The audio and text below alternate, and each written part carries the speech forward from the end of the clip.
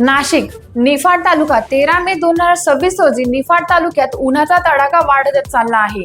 महात्मा फुले कृषी विद्यापीठाच्या कुंदेवाडी येथील हवामान केंद्रावर आज दिनांक 13 मे 2026 रोजी कमाल तापमान 43 डिग्री अंश सेल्सिअसचा उच्चांक गाठला। मे महिन्यातील हे आतापर्यंतचं सर्वाधिक नोंद झालेलं तापमान। सकाळी 10 वाजल्यापासून उन्हाच्या झळा जाणवू लागल्या। दुपारी 2 ते 4 या वेळेत रस्ते निर्मनुष्य झाले होते। नागरिकांनी मात्र या तीव्र उष्णतेलाही न जुमानता आपली कामे उरकण्यावर भर दिला।